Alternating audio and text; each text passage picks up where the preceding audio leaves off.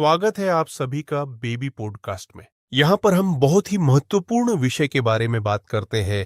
Mummy papa के जाने के बाद हम डिस्कस नहीं करेंगे तो कौन करेगा, क्योंकि बच्चे ही देश का भविष्य होते हैं। चलिए अपने शो को आगे बढ़ाते हैं। तो आइए स्वागत करिए हमारे मेहमान का। अरे यार, क्या बात है, अभी तक आए नहीं? टाइम तो यही दिया था। लगता है आ गए हमारे नए मेहमान। स्वागत कीजिए हमारे मेहमान भूत जी का। अरे, तुम कौन हो? तुम्हें देखकर तो डर लग रहा है। मैं वही भूत जी हूं जिसे तुमने इनविटेशन देकर अपने पॉडकास्ट पर बुलाया है। मुझे ये पॉडकास्ट अपने मम्मी पापा के साथ करना चाहिए था। सही कहा तुमने। भूत से मिलने के लिए अकेले आना समझदारी नहीं थी। अरे तो क्या करूं, बच्चा हूं ना। जिंदगी का अनुभव अभी आया ही कहां है। हाँ, दिख रहा है। तुमने तो सीधा आग में हाथ दे दिया। डिमोटिवेट मत करो भूत जी, ऐसे तो मेरी पूरी सीरीज बंद हो जाएगी।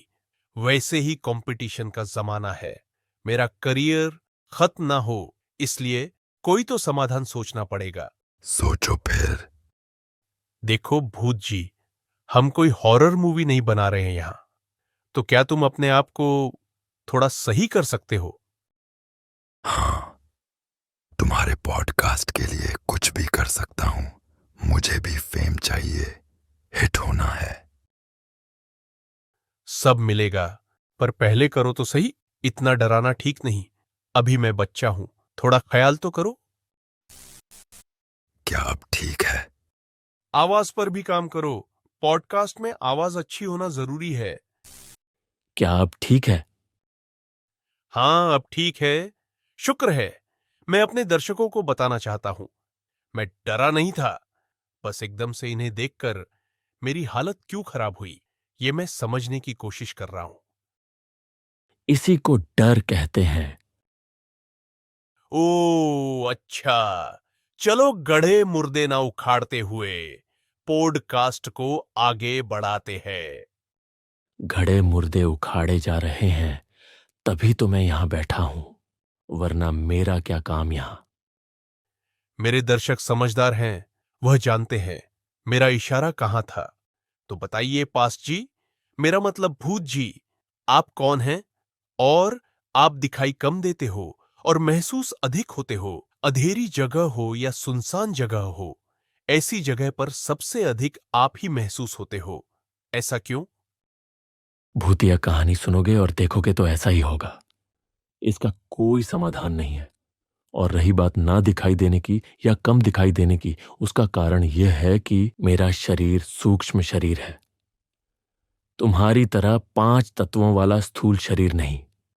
मुझे तो लगा तुमने बहुत सारा साबुन लगा लिया है, इसलिए चमक आ गई होगी। जब मैं नहाकर आता हूं तो मैं भी ग्लो करता हूं, फिर धूल मिट्टी चिपक जाती है और ग्लो चला जाता है। सूक्ष्म शरीर का ग्लो अलग होता है, वैसा नहीं जैसा तुम्हारा होता है। और इस पर धूल मिट्टी भी नहीं चिपकती। यह तो बढ़िया शरीर है। ऐसा शरीर पाने के लिए मौत के साथ खेलना पड़ता है। बताओ, खेलोगे? अभी तो कुछ समय पहले मैं पैदा हुआ हूं और तुम सीधा मरने मारने की बात करने लगे। बहुत गलत बात। अच्छा चलो, ये बताओ, भूत होने के एडवांटेज और डिसएडवांटेज क्या क्या हैं? एडवांटेज तो लगभग 0 है। बस एक एडवांटेज है, दोबारा मरना नहीं पड़ेगा। हाँ, सही बात है।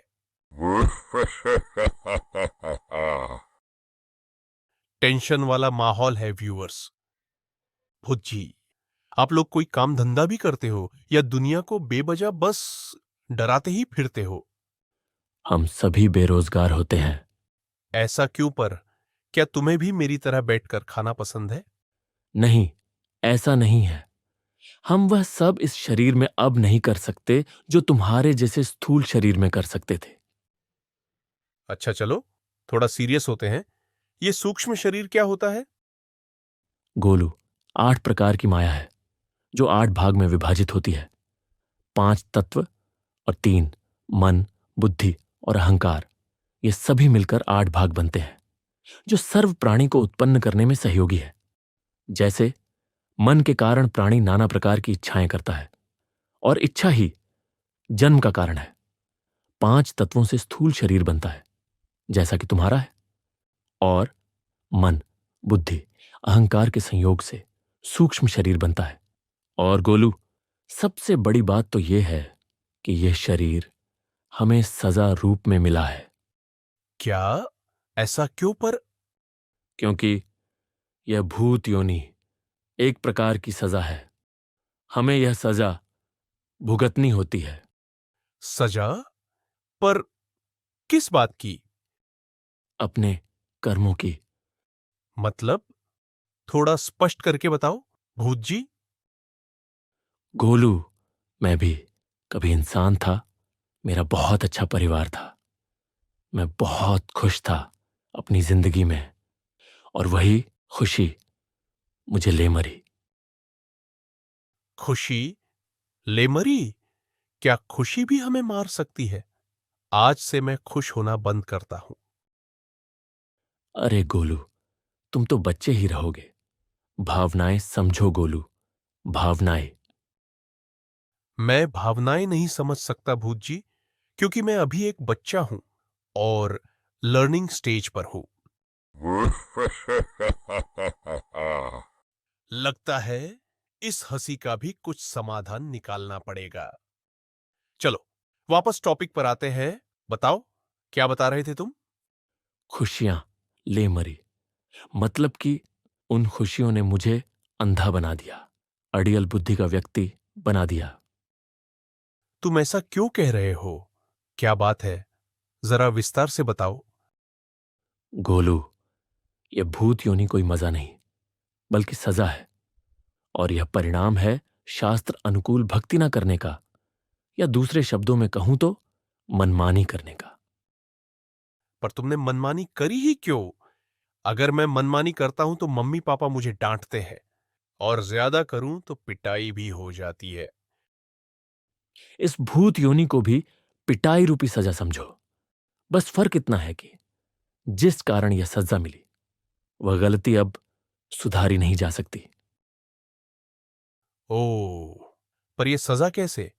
सजा तो तुम दूसरों को देते हो, उन्हें परेशान करके, या मेरे जैसे भोले भाले क्यूट बच्चों को बेवजह डराकर। फिर तुम्हारे लिए सजा कैसे हो सकती है? सजा ऐसे है गोलू कि हम तुम्हारी तरह खा नहीं सकते, भूखे प्यासे भटकते हैं। कुछ खाना हो तो जीवित मनुष्य के शरीर का सहारा लेते हैं। तुम जानते हो, अब हमें दोबारा मनुष्य शरीर नहीं मिलेगा, और इस भूत योनि के बाद सीधा कुत्ते, गधे, घोड़े का शरीर मिलेगा। यानी कि 84 लाख प्रकार की योनियों में जाना पड़ेगा, क्योंकि मेरे द्वारा की गई साधना भक्ति शास्त्र विरुद्ध थी, पूरी तरह गलत थी। व्यूअर्स, विषय बहुत ही गंभीर और झकझोर देने वाला है, और हम हर बात को प्रमाणित करते हैं अपने शो पर। इसलिए भूत जी, मेरी आपसे प्रार्थना है कि मेरे व्यूअर्स इस सच्चाई को तब तक नहीं मानेंगे जब तक हम उन्हें प्रमाणित न कर दें। आपने बताया कि भूत योनि शास्त्रों के विपरीत चलने का नतीजा है। क्या आप इसे प्रूव कर सकते हो? हाँ, भूत योनि शास्त्रों के विपरीत चलने, यानी शास्त्रों में बताई गई साधना के विरुद्ध साधना करने का नतीजा है। और मैं अपने द्वारा बोले गए एक एक शब्द को प्रमाणित भी कर सकता हूं। बहुत बढ़िया। एडिटर जी, जो भी बात भूत जी बोले, उसके प्रमाण हमारे व्यूअर्स को अवश्य दिखाना। और हां, मैं अपने व्यूअर्स को एक छोटी सी बात बताना चाहता हूं कि पिछला पॉडकास्ट, जिसका लिंक आपकी स्क्रीन पर आ रहा है, उसमें हमें और हमारी टीम को आप सभी व्यूअर्स का असीमित प्यार मिला, और यूट्यूब से माया मिली, पर सीमित। उस माया का सदुपयोग करते हुए हमने हमारे इकलौते एडिटर के सिस्टम को थोड़ा अपग्रेड कर दिया है। अब वह लैपटॉप से कंप्यूटर पर आ गए हैं। एडिटर जी, धन्यवाद दीजिए हमारे व्यूअर्स को। आप सभी का बहुत बहुत धन्यवाद। एक आईफोन और मिल जाए तो बात बन जाए। दुकान खुली नहीं और उधारी के ग्राहक पहले आ गए। चलिए वापस आते हैं अपने टॉपिक पर। आपने शास्त्र विरुद्ध साधना करी और उसका यह नतीजा निकला, है ना? हाँ, बिल्कुल सही। मैं जानना चाहता हूं, यह शास्त्र विरुद्ध साधना क्या है जिसे तुम उस समय सही मानते थे और आज पछता रहे हो, सजा भुगत रहे हो? ऐसा क्या किया करते थे तुम? मैंने वह सब साधना और क्रियाएं करी जो शास्त्र विरुद्ध थी, जैसे कि किसी की मृत्यु उपरांत होने वाले क्रियाकर्म, 13वीं बरसी, श्राद्ध, तांत्रिक से जंतर मंत्र भी करवाए, माता मसानी भी पूजी। जबकि अगर हम अपने शास्त्र खोल कर देखें, जैसे कि गीता अध्याय 9 श्लोक 25 में बताया गया है, देवताओं को पूजने वाला देवताओं के लोक में जाता है, पितरों को पूजने वाला पितरों के लोक में, और भूतों को पूजने वाला भूतों को प्राप्त होता है, उन्हीं की योनि में जन्म लेता है। ये सब भूत पूजा में ही आता है। और जो भी भूतों द्वारा, मतलब किसी जीवित मनुष्य के शरीर में प्रवेश करके कोई भूत खुद को देवी या देवता बताकर भक्ति विधि देता है और उसकी बात मानकर जो भी वह विधि अपनाता है वह भूत ही बनता है। बिना गुरु के भक्ति करने वाले का भी यही हश्र होता है। यह सब साधना हमारे सदग्रंथों के विपरीत है। यह गलत साधना है। तो ये है वो मनमाना आचरण। इसे ही कहते हैं मनमानी करना, यानी पवित्र शास्त्रों में बताई गई भक्ति विधि के विपरीत क्रिया करना। बिल्कुल सही बात है। भूत जी, आपने अभी थोड़ी देर पहले बताया था कि खाने पीने के लिए मनुष्य शरीर का सहारा लेना पड़ता है। हाँ, कहा था। पर कैसे? वो ऐसे कि हम किसी जीवित मनुष्य के शरीर में प्रवेश कर जाते हैं और हम उसे अंदर ही अंदर प्रेरणा करते हैं वह सब खाने की जो हमें अपने जीवित समय बहुत अधिक पसंद था। अगर कोई मनुष्य अपने जीवन काल में शराबी था और वह अगर भूत योनि को प्राप्त होता है तो उसका शरीर जरूर नष्ट हो जाता है, पर इच्छाएं कभी नष्ट नहीं होती और इच्छा की पूर्ति के लिए मनुष्य शरीर का सहारा लिया जाता है। भूतग्रस्त प्राणी चाह कर भी विकार नहीं छोड़ पाता क्योंकि उसके अंदर कोई और है, एक भूत जो उसे रोकता है। यह तो बहुत ही डरा देने वाली बात है। सिर्फ बात नहीं बल्कि पूरी तरह सत्य है। बिल्कुल सही बात है। क्या तुम अपनी इस भूत योनि के बारे में हमारे व्यूअर्स को विस्तार में बता सकते हो?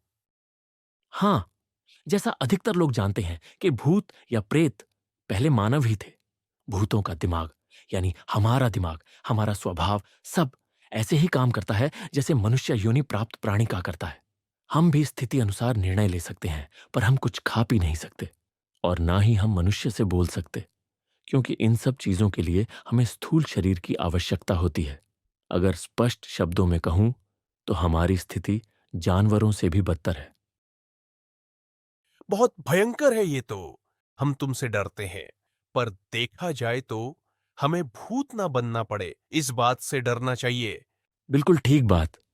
मैं एक बात जानना चाहता हूं। बताओ, क्या जानना है? तुम्हारे साथ ऐसा क्या हुआ तुम्हारे मनुष्य जीवन में कि तुम्हें भूत बनना पड़ा? क्या बता सकते हो हमारे व्यूअर्स को? हां, जैसा कि मैंने बताया, मैं एक बहुत खुशहाल जीवन बिता रहा था जब मैं जीवित था। मैंने भक्ति भी करी, पर करी शास्त्र विरुद्ध। उसका नतीजा यह मिला कि जब मेरी मृत्यु का समय आया तो कोई बचाव नहीं हुआ। सारा परिवार, माता पिता, बच्चे, सबको छोड़कर जाना पड़ा। जब मेरा मृत्यु का समय आया तो मुझे यम के दूत दिखने लगे और मेरी आत्मा को शरीर से बाहर निकालकर पकड़कर यमराज के दरबार में ले गए। मैंने उन यमदूतों से बहुत विनती भी करी कि मुझे मत ले जाओ, पर वह नहीं माने। यमराज ने गलत भक्ति यानी कि शास्त्र विरुद्ध साधना करने के परिणाम स्वरूप मुझे भूत योनि में डाल दिया और इस तरह मुझे यह भूत योनि प्राप्त हुई। सुनी नहीं जा रही तुम्हारी दर्दनाक आपबीती। सोचो, जिस सच्चाई को सुनना ही इतना कठिन है, जिस पर बीती है उसका क्या होगा। उसके ऊपर तो कल्पना भी नहीं की जा सकती। मैं आगे की आपबीती जानना चाहूंगा, क्या बताओगे? हाँ, क्यों नहीं खोलू। भूत योनि प्राप्त होते ही मैं वापस आया और अपने शरीर को ढूंढना चाहा।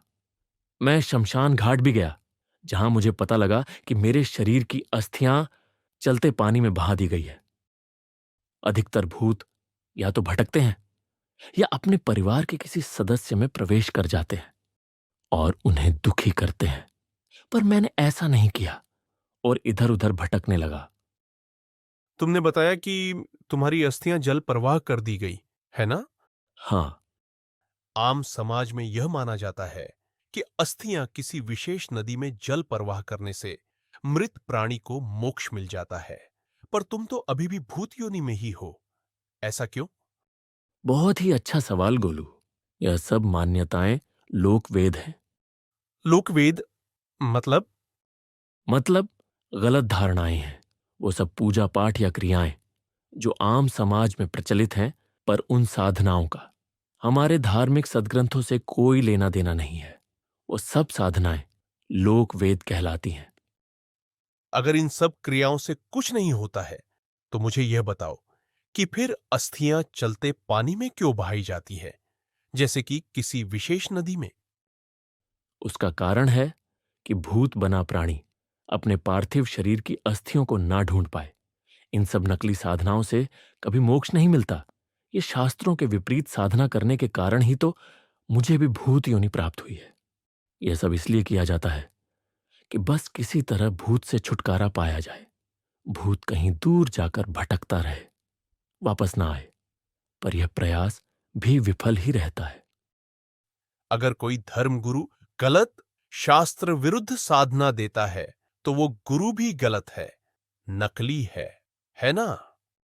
हाँ, वह सिर्फ नकली ही नहीं, पूर्ण परमात्मा का भी द्रोही है। तुमने बताया कि प्रयास विफल ही रहता है, जबकि ये नकली धर्मगुरु तो इस क्रियाकर्म से मोक्ष का दावा करते हैं। फिर प्रयास विफल कैसे? जरा दिमाग पर जोर डालो गोलू। अगर ये क्रियाएं मोक्षदायक ही होती तो श्राद्ध क्यों निकाले जाते। फर्स्ट अटेम्प्ट में ही सब खत्म हो जाना चाहिए था। सबसे पहले मृत परिजन का क्रियाकर्म किया जाता है मोक्ष के लिए। वहां से बात नहीं बनी तो किसी विशेष नदी में अस्थियां बहाने को कहते हैं ये नकली धर्मगुरु कि अब तो मोक्ष पक्का है। वहां से भी बात नहीं बनी तो 13वीं, फिर छमाही, फिर बरसी, और आखिर में जीवन भर उस मृत व्यक्ति के श्राद्ध निकाले जाते हैं, यह कहकर कि वो अब पितर बन गया है। और फिर जब आसोज का महीना आता है तो भोग निकाला जाता है। उस भोग को किसी पशु या पक्षी को खिलाया जाता है, ये कहकर कि आपके परिजन कौवा बनकर भोग खा गए, चले थे मोक्ष कराने, और बना दिया कौवा, कांव कांव। भूत जी, आप तो वो सवाल उठा रहे हो जिन्हें कोई नहीं उठाता। यह सवाल सिर्फ और सिर्फ सच्चा सद्गुरु ही उठाता है। जब मैं जीवित था तो मुझे सच्चे सद्गुरु के शिष्य यही सब पूछा करते थे। वो पूरा प्रयास करते थे मुझे समझाने का और गलत साधनाओं के बारे में बताने का, पर मैं मानता नहीं था। आज मुझे वो सब याद आता है। मुझे तुम्हारी स्थिति पर दुख है, पर क्या मैं जान सकता हूं क्यों नहीं माने तुम? मेरे जीवन में मुझे बहुत सुख था। मेरे पास सच्चे सतगुरु के शिष्य बहुत बाहर आए और मैंने उनकी बात सुनने के बजाय उनके साथ दुर्व्यवहार किया। ये तो बहुत गलत किया तुमने। वह किया ही तो आज मैं भुगत ही रहा हूं। पर ऐसा क्यों करते थे तुम? मैंने आम प्रचलित साधनाओं के अलावा एक पंथ में जाकर नाम दीक्षा ले रखी थी। जिस पंथ में मैंने नाम दीक्षा ली थी, उस पंथ की शुरुआत करने वाले मुखिया संचालक का कोई गुरु नहीं था।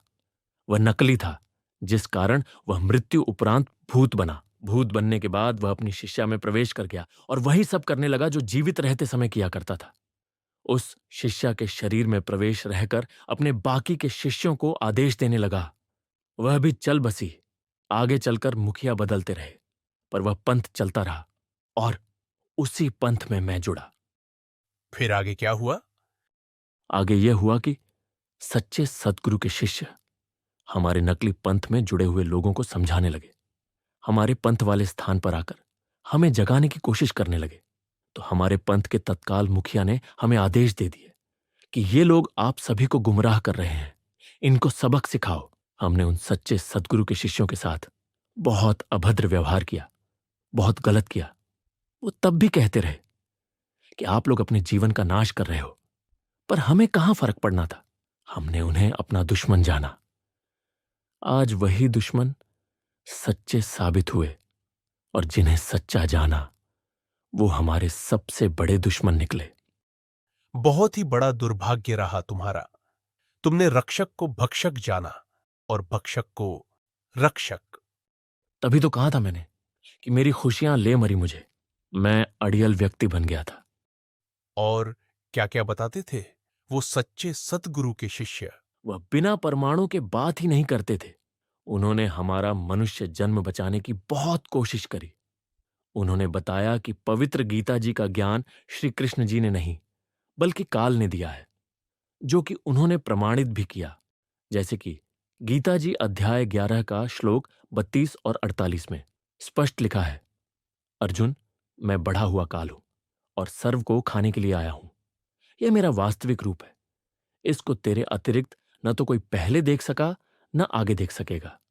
अर्थात वेदों में वर्णित यज्ञ, जप, तप और ओम नाम आदि की विधि से मेरे इस वास्तविक स्वरूप के दर्शन नहीं हो सकते। मैं कृष्ण नहीं हूं। ये मूर्ख लोग कृष्ण रूप में मुझ अव्यक्त को व्यक्त मान रहे हैं, क्योंकि ये मेरे घटिया नियम से अपरिचित है। मैं कभी वास्तविक इस काल रूप में सबके सामने नहीं आता, अपनी योग माया से छुपा रहता हूं। उन्होंने बताया, गीता अध्याय 7 के श्लोक 18, 24, 25 में काल अपनी साधना को अनुत्तम कहता है और किसी उत्तम पुरुष यानी पूर्ण परमात्मा की शरण में जाने को कह रहा है, जिसका प्रमाण हमें गीता अध्याय 18 श्लोक 62 में मिलता है, जिसमें काल भगवान कहता है, अर्जुन, तू सब प्रकार से उस परमेश्वर यानी पूर्ण परमात्मा की शरण में जा। उस पूर्ण परमात्मा की कृपा से ही तू परम शांति तथा सनातन परम धाम यानी कि सतलोक को प्राप्त होगा। क्या तुम्हारी तरह किसी भूत ने आकर कहा कि ये साधना जैसे कि पित्तर पूजा वगैरह गलत है? अगर हम अपने धार्मिक ग्रंथों को पढ़ें, जैसे कि मार्कंडेय पुराण, वहां एक प्रकरण आता है जिसमें ऋषि रुचि जी वेदों के अनुसार साधना कर रहे होते हैं। उसी समय उन्हें अपने पित्तर दिखाई देते हैं और वे पित्तर कहते हैं, जो साधना तुम कर रहे हो वह वेदों के अनुसार है और मोक्षदायक भी है, लेकिन हम जो कहें तुम वही करो। ऋषि रुचि जी साफ कहते हैं, आप मुझसे यह शास्त्र विरुद्ध साधना यानी यह कर्मकांड जिसे वेदों में अविद्या कहा गया है उसमें क्यों लगाना चाहते हैं। पर वे पित्तरगण रुचि ऋषि की बात नहीं मानते और उन्हें बहला फुसलाकर उस कर्मकांड में लगा देते हैं और अंततः उनके जीवन का भी नाश करवा देते हैं। ये तो बहुत ही गलत किया उन्होंने। हाँ, इसीलिए तो गीता में कहा है, तत्वदर्शी संत की खोज करो। तत्वदर्शी संत की क्या पहचान है और उसे कैसे खोजा जाए? इसका जवाब भी हमें गीता जी अध्याय 15 के श्लोक 1 से 4 में मिलता है। काल अर्जुन से कहता है, अर्जुन, ये संसार रूपी पीपल का वृक्ष उल्टा जानो, और जो इसका सीधा करके बता देगा पत्ता कौन है, तना कौन है और शाखा कौन, सह वेदवित यानी वेदों को जानने वाला है, वही तत्वदर्शी संत है। और गोलू, तत्वदर्शी संत की लीला भी पूर्ण परमात्मा स्वयं ही करता है, जैसे 600 साल पहले पूर्ण परमात्मा कबीर साहिब ने करी। उन्होंने पृथ्वी लोक पर सह शरीर आकर कविताओं के माध्यम से ज्ञान दिया और बताया, कबीर अक्षर पुरुष एक पेड़ है, निरंजन वाकीडार। यह तीनों देवा शाखा है, भई पात रूप संसार। तुम्हें कैसे पता? मेरे माता पिता सच्चे सद्गुरु तत्वदर्शी संत रामपाल जी महाराज जी से नाम दीक्षा लेकर सतलोक प्राप्ति की भक्ति साधना कर रहे हैं। तुम तो बहुत ही किस्मत वाले निकले। ऐसे घर में जन्म लिया जहां पहले से ही सच्चे सतगुरु द्वारा दी गई भक्ति चल रही है। तुम्हारा और तुम्हारे माता पिता का मोक्ष पक्कम पक्का है। मेरे माता पिता भी संत रामपाल जी महाराज जी के द्वारा दी गई सच्ची भक्ति का संदेश लेकर, उनके द्वारा लिखित पुस्तक ज्ञान गंगा लेकर जगह जगह जाते हैं और उन्हें भी बहुत विरोध का सामना करना पड़ता है। कई बार तो उनके साथ बदसलूकी भी की जाती है। रोएंगे वह सभी विरोध करने वाले, जैसे मैं रो रहा हूं और भुगत रहा हूं अपनी की गई गलतियों को। अगर शास्त्र अनुसार देखा जाए तो सच्चे सतगुरु की क्या पहचान है भूत जी? सच्चा सतगुरु पूर्ण परमात्मा का भेजा नुमाइंदा होता है। उसका संदेश वाहक होता है। वह सभी शास्त्रों का ज्ञाता होता है। वह शास्त्रों के गूढ़ ज्ञान को आम समाज के आगे ले आता है। वह सभी धर्मों के ना समझ में आने वाले रहस्य को उजागर करता है। उस सच्चे सतगुरु के पास वह मोक्ष मंत्र होते जिसे पाने के बाद मनुष्य इस काल जाल से आजाद हो जाता है, यानी जन्म मृत्यु के चक्कर से बच जाता है। सदा सदा के लिए उस अविनाशी लोक सतलोक में चला जाता है। हाँ, बिल्कुल करेक्ट बात है। इसी कारण वह काल भगवान आगे गीता जी अध्याय 18 श्लोक 62 में कहता है कि अर्जुन, अगर मोक्ष चाहिए तो उस पूर्ण परमात्मा की शरण में जा, जहां जाने के बाद जन्म और मृत्यु नहीं होती। उस पूर्ण परमात्मा की जानकारी तत्वदर्शी संत के पास होती है। और इसी के लिए गीता अध्याय 4 श्लोक 34 में काल भगवान अर्जुन से कहता है, तू उस तत्वदर्शी संत की खोज कर उन्हें भली भांति दंडवत प्रणाम कर, कपट छोड़कर सरलता पूर्वक प्रश्न करना, फिर वे तुझे तत्व ज्ञान का उपदेश देंगे। गोलू, सच्चे सतगुरु और पूर्ण परमात्मा में कोई भेद नहीं करना चाहिए, क्योंकि पूर्ण परमात्मा ही सच्चे सतगुरु का रूप लेकर इस काल लोक में तत्व ज्ञान देता है। एक आम साधारण मनुष्य जैसी लीला करता है। इस समय संत रामपाल जी महाराज जी वही सच्चे सतगुरु हैं, जिनकी गवाही हमारे सभी शास्त्र देते हैं। हमारे व्यूअर्स को आप क्या संदेश देना चाहते हैं? जैसे मैंने गलत साधना करी और जीवन भर अडियल बना रहा। जब सत संदेश मेरे पास आया सच्चे सतगुरु का, तो मैंने माना नहीं और आज मैं वह भुगत रहा हूं। आप सभी से गुजारिश है कि मेरी जैसी गलती दोहराओ मत। सच्चे सतगुरु की खोज करो, जो कि वर्तमान में संत रामपाल जी महाराज हैं, जो सभी शास्त्रों को खोलकर आपके आगे सच्चाई दिखा रहे हैं। कबीर साहिब जी अपनी वाणी में कहते हैं कि जो मम संत सत उपदेश दृढ़ावे, वा के संग सभी राड़ बढ़ावे, या सब संत महंतन की करनी, धर्मदास मैं तो से वर्णी। मतलब कि जब सच्चा सतगुरु अपना ज्ञान देना शुरू करता है तो सभी नकली संत उसके विरोधी हो जाते हैं, जैसा मेरे समय में हुआ था और जैसा अब तुम्हारे समय में हो रहा है सच्चे सतगुरु संत रामपाल जी महाराज जी के साथ। यह भी एक पहचान होती है सच्चे सतगुरु की, क्योंकि वह सच्चा सतगुरु नकली धर्मगुरुओं की पोल खोलता है और उन्हें अपने अपराजित ज्ञान से निरुत्तर कर देता है। ज्ञान का उत्तर ज्ञान से देने की जगह सभी नकली संत महंत इकट्ठा होकर सच्चे सतगुरु का विरोध करने लगते हैं। लेकिन क्योंकि वह सच्चा सतगुरु वास्तव में पूर्ण परमात्मा ही होता है, उसे हराना नामुमकिन होता है। आप सभी व्यूअर्स से निवेदन है, संत रामपाल जी महाराज जी को पहचानिए, उनकी शरण में जाइए, तत्व ज्ञान सुनिए और अपना कल्याण कराइए। दर्शकों, आज के पॉडकास्ट से निष्कर्ष ये निकलता है कि देवताओं को पूजोगे तो देवताओं के पास जाओगे, पर कुछ समय के लिए। पितरों को पूजोगे तो पितरों के पास जाओगे। भूतों को पूजोगे तो भूत ही बनोगे, जिसका प्रमाण आपके सामने मौजूद है। क्यों? ठीक कहा ना भूत जी? हाँ, 100% सच। आप सभी व्यूअर्स से गुजारिश है, गलती मत करना। मुझे तो गोलू का पॉडकास्ट नसीब हो गया, पर आपको वो भी नहीं होगा। बिल्कुल सही। व्यूअर्स, हम मम्मी पापा के जाने के बाद हम इसी तरह बहुत ही महत्वपूर्ण विषयों पर बात करते रहेंगे, और वो भी प्रूफ के साथ। हम नहीं करेंगे तो कौन करेगा? क्योंकि बच्चे ही देश का भविष्य होते हैं। और भूत पास्ट होते हैं। इस बेबी पॉडकास्ट के अंत तक हमारे साथ बने रहने के लिए धन्यवाद। आज वर्तमान में स्वयं कबीर परमात्मा के अवतार बंदी छोड़ सतगुरु रामपाल जी महाराज आए हुए हैं, जो कि सर्व समाज को सतभक्ति प्रदान कर रहे हैं, जिनसे नाम दीक्षा लेकर भक्ति करने से सर्व सुख व पूर्ण मोक्ष की प्राप्ति होती है। सत साहिब जी। अधिक जानकारी के लिए डाउनलोड करें संत रामपाल जी महाराज ऐप व सब्सक्राइब करें संत रामपाल जी महाराज यूट्यूब चैनल।